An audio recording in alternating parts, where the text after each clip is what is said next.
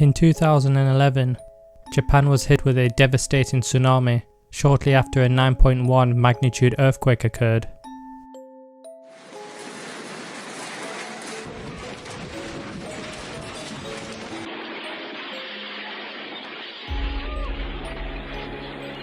The earthquake sent a wave of ocean, the height of a 12-story building, into Japan's coast.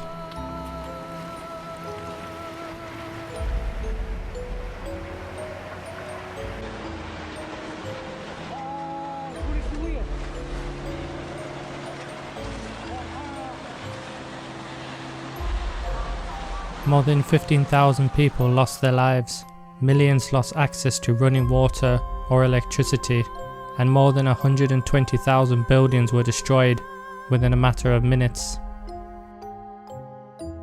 Something strange though happened in the following months and years after the disaster. People living in the tsunami affected areas began reporting to see the faces of victims in the puddles, wandering the beaches, and appearing at their doors. Figures drenched in water were seen hailing cabs, only to disappear once they climbed into the back seat. And these weren't one-off sightings. Residents across all the hardest hit cities were reporting such apparitions.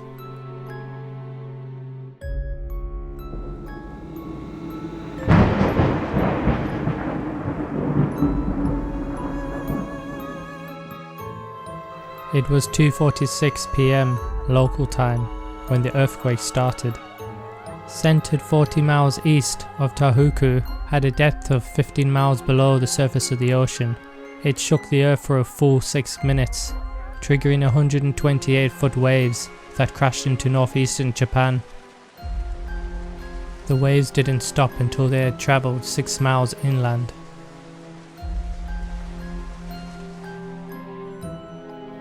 A total of 217 square miles were flooded, which included the destruction of hospitals, schools, businesses, homes, railways, and much more. Perhaps the most devastatingly, the tsunami also caused a cooling system failure at the Fukushima nuclear power plant, leading to the infamous meltdown. The financial damage caused by the tsunami was estimated to be around $235 billion. But as Japan forged ahead with its reconstruction, the disaster lingered in supernatural ways. According to many living in the affected areas, seeing a tsunami ghost in the months following the earthquake were not rare. One incident reported by a taxi driver involved an encounter he had in the summer of 2011. It had only been a few months since the tsunami, and there were barely any customers, so he was naturally shocked to suddenly spot a young woman hailing him down in a particularly hard-hit area. Wearing a heavy winter coat in the middle of summer, the figure was also completely drenched. The driver barely had time to realise that it hadn't rained in the days before she climbed into the back seat, and then asked the driver to be driven to a largely abandoned district. While he was switching on his meter, he told the girl that the area she wanted to go to was completely destroyed, and asked if she was sure. There apparently was a long silence. Then, in a shivering voice, the woman asked, "Am I dead?" The terrified driver turned around to face the customer, but found no one in his car sitting behind him. Another taxi driver reported that he had picked up a confused-looking man in his 20s who kept pointing forward when asked where he needed to go. They eventually made their way up a small mountain near the city, but when he turned around to be paid, there was nobody in his car.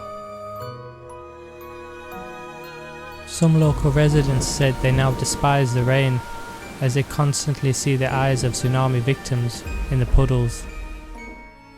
A shelter in Onagawa reported a regular visit by the ghost of an old woman who would sit down to have a cup of tea before vanishing. Her visits were so common that the staff at the shelter left out a cushion where she usually sits, which would always become soaked with seawater after her visit. A fire station in an affected area reported getting lots of calls, only to discover empty ruins destroyed by the tsunami of the address they were given by the caller. Could the tsunami ghosts be a manifestation of mass grief? Japan has a long-standing cultural relationship with ghosts. Many Japanese believe that because the tsunami took people before they were ready to die, their restless spirits still wander the plane of reality.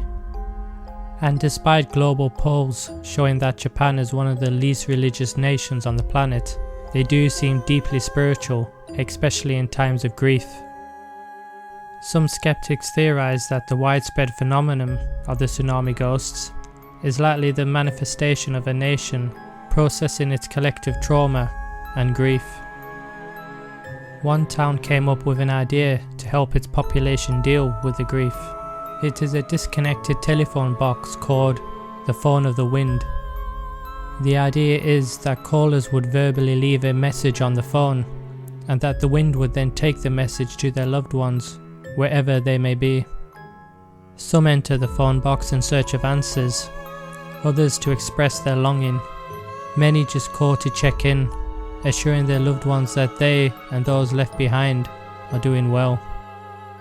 One resident who lost her son to the tsunami describes using the phone box.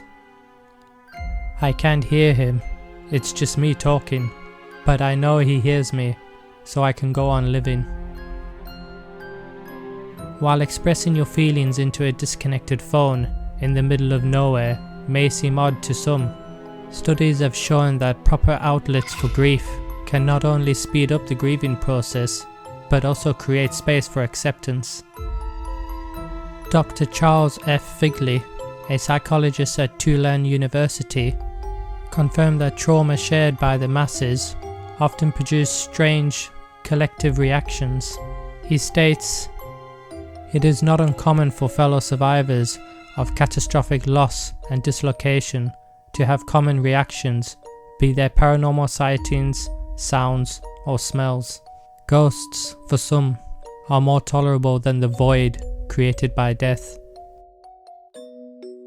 What do you think? Do you believe the scientific explanation for these strange paranormal events? Or do you think the ghosts of the tsunami are trapped or wandering in the places they died?